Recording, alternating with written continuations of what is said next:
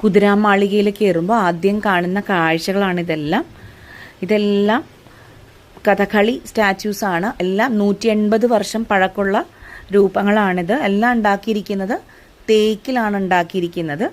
ഇതിൽ യെല്ലോയും ഗ്രീനുമായിട്ടൊക്കെ കാണുന്നത് നല്ല ക്യാരക്ടേഴ്സാണ്. റെഡും ബ്ലാക്കും ഒക്കെ കാണുന്നത് വില്ലൻ കഥാപാത്രങ്ങളാണ്.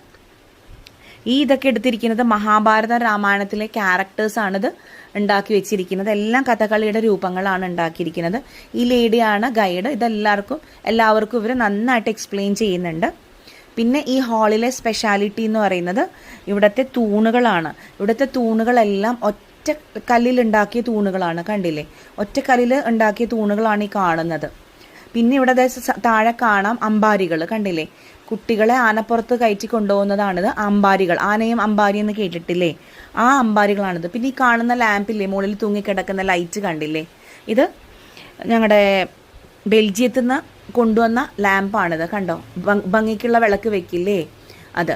അപ്പോൾ ഇതിനുള്ളിൽ പണ്ട് അവർ വിളക്ക വെച്ചുകൊണ്ടിരുന്ന കുഞ്ഞു കുഞ്ഞു വിളക്ക്. ഇപ്പോൾ കണ്ടില്ലേ, ഇതിൽ ലൈറ്റാണ്, ഇലക്ട്രിസിറ്റി കണക്ട് ചെയ്തു. ഇപ്പോൾ പണ്ടൊക്കെ ഇതിൽ വിളക്കുകൾ കത്തിച്ചിട്ട് വെക്കുമായിരുന്നു. കണ്ടോ, ഇത് കണ്ടില്ലേ, ഇതാണ് അമ്പാരി എന്ന് പറയുന്നത്.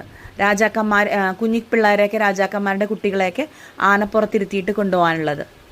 കണ്ടില്ലേ, ഈ ക്യാരക്ടർ കണ്ടില്ലേ, ശരിക്കും വില്ലൻ കഥാപാത്രം നല്ല ബ്ലാക്കിൽ ഉണ്ടാക്കിയിരിക്കുന്നത്. ബ്ലാക്ക് ഫേസ് എന്ന് പറയുമ്പോൾ വില്ലൻ കഥാപാത്രമാണ്.